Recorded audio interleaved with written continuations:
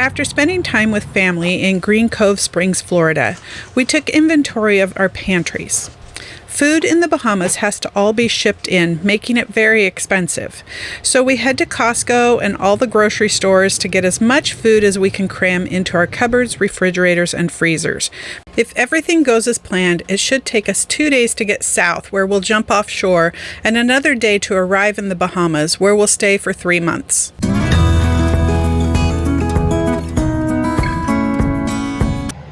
On the road again. So we're on our way south. Trying to get across to the Bahamas. As we started in Jacksonville, we're almost to St. Augustine this morning. We'll stop and pick up our daughter and son-in-law. Bunch of people waiting for the first window, which is coming up on Monday, but then we'll just get as far south as we can, and hopefully that will work. Yeah, we can take advantage of the window. So we're in the ICW. Yeah. We can't go outside because the winds are coming from yesterday there was 30 knots on the nose outside. Last night we anchored at Pine Island. It's kind of fun just to chat Right. with people that we know on the radio and say hi. All right, well, we're going to get after it. We're picking up Katie and Logan this morning in St. Augustine, and we're going to keep going. We stopped in St. Augustine just long enough to grab our daughter Katie and her husband Logan from shore, and then we were on the move again. See you, SB Janet. Just outside of Jacksonville, we passed friends on another Morgan 462. Logan was a quick study at the helm, and we could tell it was going to be nice to have extra help on this trip. We stopped for the night at Fort Matanzas, enjoyed a little time off the boat while the sun was going down. Oh my gosh, she looks like a wet mop. The next morning was cold and cloudy. As we were heading toward the bridges in Daytona Beach, we got an alert for a thunderstorm with over 40 knots of wind heading our way. Looking at the clouds, we quickly decided to drop anchor outside the channel and wait out the storm. 25 knots in Spain.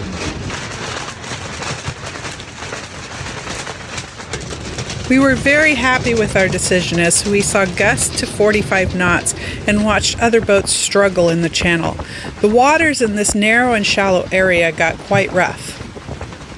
After anchoring on the side of the ICW near Ponce de Leon Inlet, the winds were very light. This meant that we were motoring, but we had to do it if we wanted to be far enough south when the winds picked up, making a good window to cross the Gulf Stream. We had fog and calm seas, but the movement as we left the inlet had triggered Logan's seasickness, and he was down for the count. Take a while to reel it in with this. Our kids had given Todd a bunch of fishing gear for Christmas, including a hand reel and dipsy diver, which he was excited to start using. The tiny little thing. It's tiny. Is it even a fish?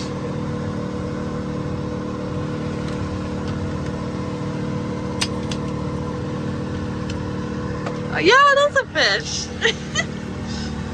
I think he's dead. Yeah. Hey, it caught something though. That's cool. Well, you putting it away or changing out the lure? Changing it out. It caught a whole bunch of little fish. Well, 3. Little being the operative term. It is sure pretty out here. Too bad it's not quiet. No wind makes it for easy and pretty, but that means we have to motor. Logan's not feeling well. Katie has her dad's iron stomach. Maybe we'll see for how long. But it's dinner time.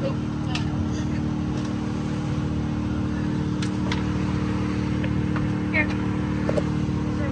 Thank you. Put dad's down. Sunset at Cape Canaveral.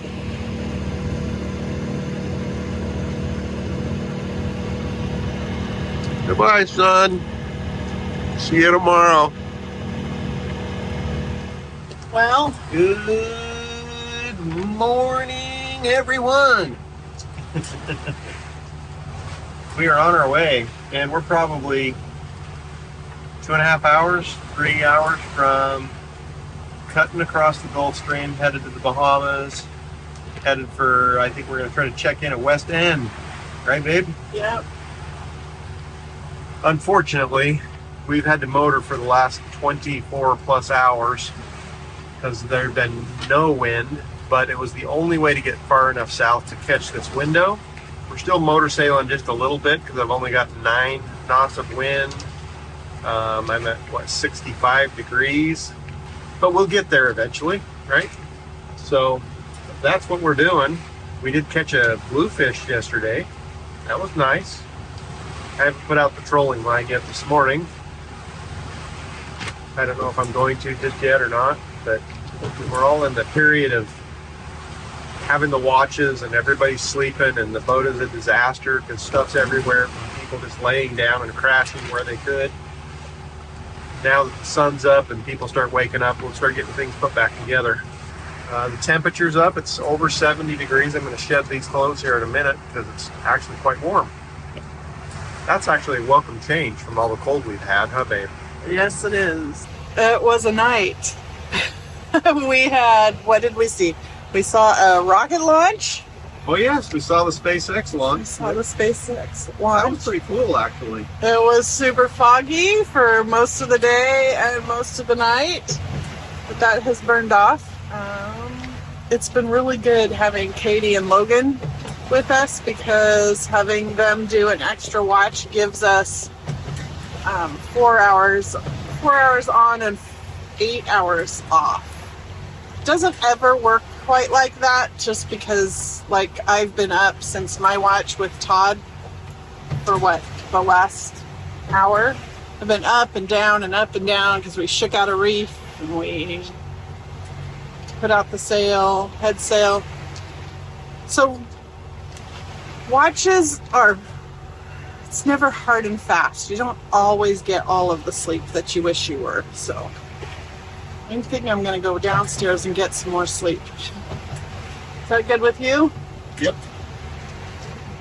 Katie and Logan would normally sleep in the V berth, but it's not very comfortable during a long passage, so we always make up this bed in the living room for a long trip. Liberty sat watch with Katie and Logan last night and crashed in our bed as her cabin is getting quite warm. Hi, puppy. Everybody just kind of finds what's most comfortable when you're doing a passage.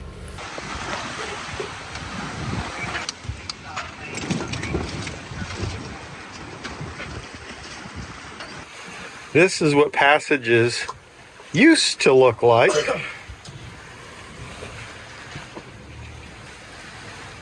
And this is what they look like with Starlink.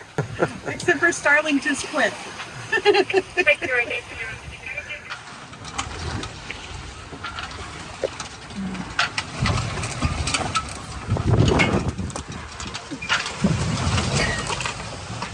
That sounded terrible. What is banging over there?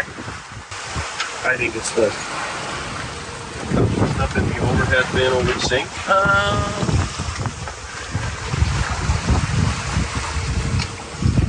Our crossing has been wonderful, with a nice beam reach with south winds. But as we approach the Exumas, they are supposed to be clocking to the west, which would allow us to then turn south and check in at West End in the morning. When there's nothing between you and the sun, as it's dropping, sometimes you see a green flash as it goes down. If there's any clouds or anything, it ruins it. Right. That's what it looks like when your guy is this close. That's him. Right there. Unfortunately, while the winds had gotten stronger, they had not changed direction, and this made our plans to turn south a bad one. It would be rough and slow with winds on our nose. Channeling our sailing mentors, we decided to follow the winds and keep moving east along the top of the Abacos. Then we would meet up with friends and check in at Spanish Wells. We had an uneventful day sailing across the top of the Exumas. We stayed about 5 miles offshore, which kept us away from the reefs, but close enough that Starlink started to work again. We have the cheap RV package, which means it only works when we're within 7 to 10 miles of the shoreline on a country that has service. Since the crossing between Florida and the Bahamas is only about 50 miles, we chose not to upgrade our service plan.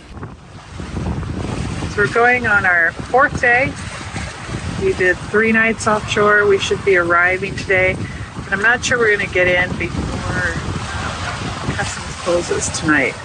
So we might just have to anchor and put up the Q flag, go in tomorrow. It's been a long trip. Nothing really terrible. Yeah, a little bit of rough weather, but really nothing terrible. It's been a little slower than we thought it was going to be.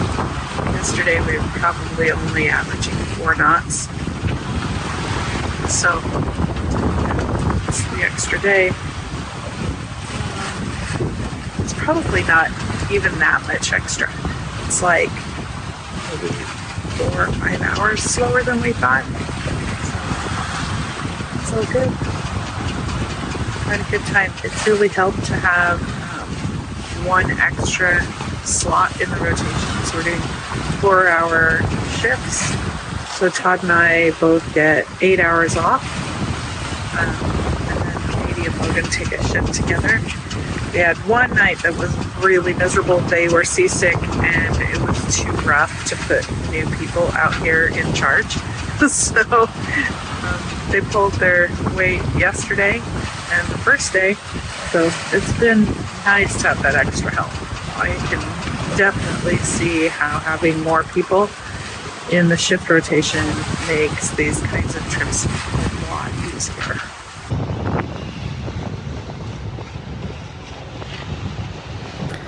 As we came around the east end of the Exumas, we were joined by 6 other sailboats heading towards Spanish Wells. While we'd seen cruise ships and cargo ships on this trip, these were the first pleasure craft we'd encountered since crossing the Gulf Stream. 2 sailboats up in front of us. This is coming into Spanish Wells. We're headed to the other side of those. And we've got 4 sailboats lined up behind us to come in here. Are you racing? You're not. You're losing. There's 2 in front of us. Well, there's been in front of us for a long time. So there are actually 3, but only 2 going through the same cut we are. yeah, Are you ready to do this? I hope so. We're still kind of on the cusp, but our depth sounder quit working again. Was it working? Well, it said 148 a minute ago. Then it said 151, but now it's blinking again. Looks like I can cut it to the left, huh?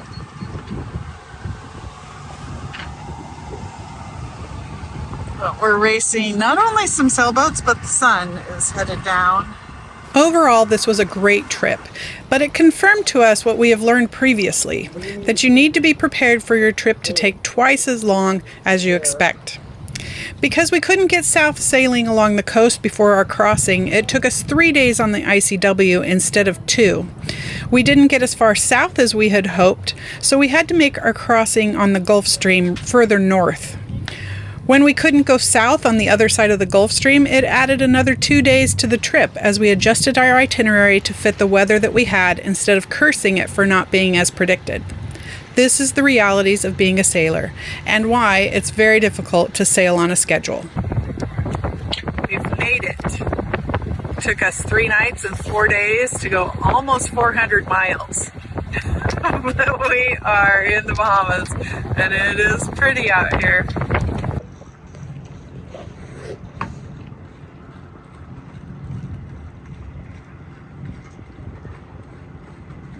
Hey, good morning. We are near Spanish Wells. It's not cold here. Yesterday as we were coming in, the sun was setting and the wind was blowing like 15 knots. So yeah, it was a north wind and it was a little chilly, but daytime temperatures are in the 70s. Beautiful morning.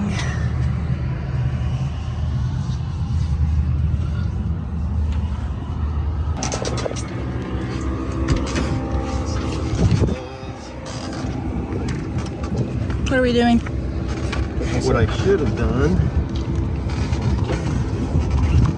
Fix that. Get the right one.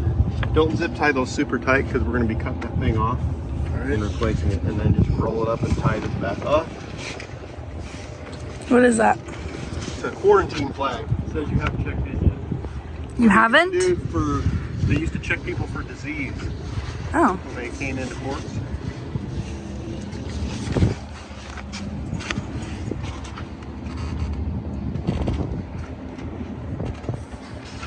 Where'd that oil go, Logan?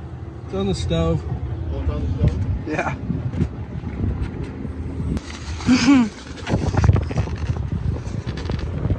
Alright, that's the first.